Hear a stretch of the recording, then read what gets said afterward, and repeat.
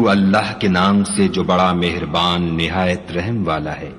جو چیزیں آسمانوں میں ہیں اور جو چیزیں زمین میں ہیں سب خدا کی تسبیح کرتی ہیں اور وہ غالب حکمت والا ہے۔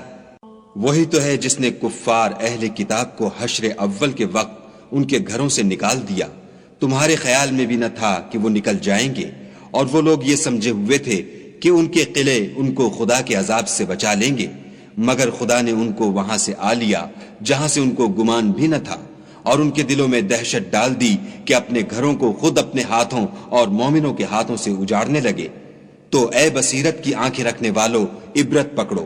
اور اگر خدا نے ان کے بارے میں جلا وطن کرنا نہ لکھ رکھا ہوتا تو ان کو دنیا میں بھی عذاب دے دیتا، اور آخرت میں تو ان کے لیے آگ کا عذاب تیار ہے۔ یہ اس لیے کہ انہوں نے خدا اور اس کے رسول کی مخالفت کی، اور جو شخص خدا کی مخالفت کرے تو خدا سخت عذاب دینے والا ہے۔ مومنوں، کھجور کے جو درخت تم نے کاٹ ڈالے یا ان کو اپنی جڑوں پر کھڑا رہنے دیا سو خدا کے حکم سے تھا، اور مقصود یہ تھا کہ وہ نافرمانوں کو رسوا کرے۔ اور جو مال خدا نے اپنے پیغمبر کو ان لوگوں سے لڑائی بھڑائی کے بغیر دلوایا ہے اس میں تمہارا کچھ حق نہیں، کیونکہ اس کے لیے نہ تم نے گھوڑے دوڑائے نہ اونٹ، لیکن خدا اپنے پیغمبروں کو جن پر چاہتا ہے مسلط کر دیتا ہے، اور خدا ہر چیز پر قادر ہے۔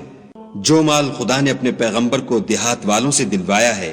وہ خدا کے اور پیغمبر کے قرابت والوں کے اور یتیموں کے اور حاجت مندوں کے اور مسافروں کے لیے ہے، تاکہ جو لوگ تم میں دولت مند ہیں انہی کے ہاتھوں میں نہ پھرتا رہے۔ سو جو چیز تم کو پیغمبر دیں وہ لے لو، اور جس سے منع کریں اس سے باز رہو، اور خدا سے ڈرتے رہو، بے شک خدا سخت عذاب دینے والا ہے۔ اور ان مفلسان تارک الوطن کے لیے بھی جو اپنے گھروں اور مالوں سے خارج اور جدا کر دیے گئے ہیں، اور خدا کے فضل اور اس کی خوشنودی کے طلبگار اور خدا اور اس کے پیغمبر کے مددگار ہیں، یہی لوگ سچے ایماندار ہیں۔ اور ان لوگوں کے لیے بھی جو مہاجرین سے پہلے ہجرت کے گھر یعنی مدینے میں مقیم اور ایمان میں مستقل رہے، اور جو لوگ ہجرت کر کے ان کے پاس آتے ہیں ان سے محبت کرتے ہیں، اور جو کچھ ان کو ملا اس سے اپنے دل میں کچھ خواہش اور خلش نہیں پاتے، اور ان کو اپنی جانوں سے مقدم رکھتے ہیں، خواہ ان کو خود احتیاج ہی ہو۔ اور جو شخص حرص سے نفس سے بچا لیا گیا تو ایسے ہی لوگ مراد پانے والے ہیں۔ اور ان کے لیے بھی جو ان مہاجرین کے بعد آئے اور دعا کرتے ہیں کہ اے پروردگار ہمارے اور ہمارے بھائیوں کے جو ہم سے پہلے ایمان لائے ہیں گناہ معاف فرما، اور مومنوں کی طرف سے ہمارے دل میں کینہ و حسد نہ پیدا ہونے دے، اے ہمارے پروردگار تو بڑا شفقت کرنے والا مہربان ہے۔ کیا تم نے ان منافقوں کو نہیں دیکھا جو اپنے کافر بھائیوں سے جو اہل کتاب ہیں کہا کرتے ہیں کہ اگر تم جلا وطن کیے گئے تو ہم بھی تمہارے ساتھ نکل چلیں گے، اور تمہارے بارے میں کبھی کسی کا کہا نہ مانیں گے، اور اگر تم سے جنگ ہوئی تو تمہاری مدد کریں گے، مگر خدا ظاہر کیے دیتا ہے کہ یہ جھوٹے ہیں۔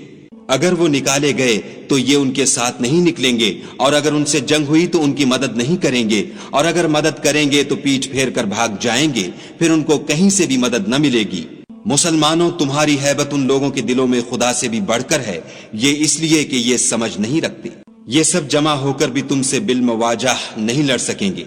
مگر بستیوں کے قلعوں میں پناہ لے کر یا دیواروں کی اوٹ میں مستور ہو کر ان کا آپس میں بڑا رعب ہے۔ تم شاید خیال کرتے ہو کہ یہ اکٹھے اور ایک جان ہیں، مگر ان کے دل پھٹے ہوئے ہیں، یہ اس لیے کہ یہ بے عقل لوگ ہیں۔ ان کا حال ان لوگوں کا سا ہے جو ان سے کچھ ہی پیشتر اپنے کاموں کی سزا کا مزہ چکھ چکے ہیں، اور ابھی ان کے لیے دکھ دینے والا عذاب تیار ہے۔ منافقوں کی مثال شیطان کی سی ہے کہ انسان سے کہتا رہا کہ کافر ہو جا، جب وہ کافر ہو گیا تو کہنے لگا کہ مجھے تجھ سے کچھ سروکار نہیں، مجھ کو تو خدا رب العالمین سے ڈر لگتا ہے۔ تو دونوں کا انجام یہ ہوا کہ دونوں دوزخ میں داخل ہوئے، ہمیشہ اس میں رہیں گے، اور بے انصافوں کی یہی سزا ہے۔ اے ایمان والو، خدا سے ڈرتے رہو، اور ہر شخص کو دیکھنا چاہیے کہ اس نے کل یعنی فردائے قیامت کے لیے کیا سامان بھیجا ہے، اور ہم پھر کہتے ہیں کہ خدا سے ڈرتے رہو،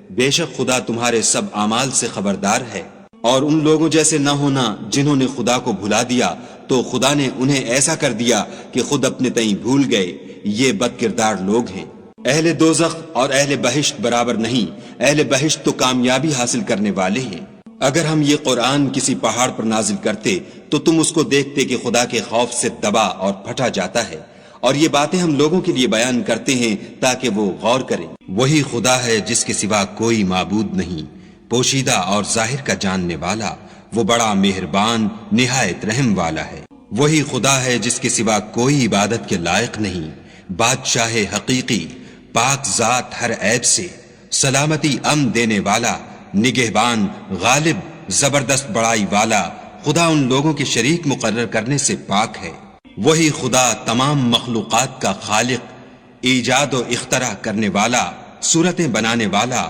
اس کے سب اچھے سے اچھے نام ہیں۔ جتنی چیزیں آسمانوں اور زمین میں ہیں سب اس کی تسبیح کرتی ہیں، اور وہ غالب حکمت والا ہے۔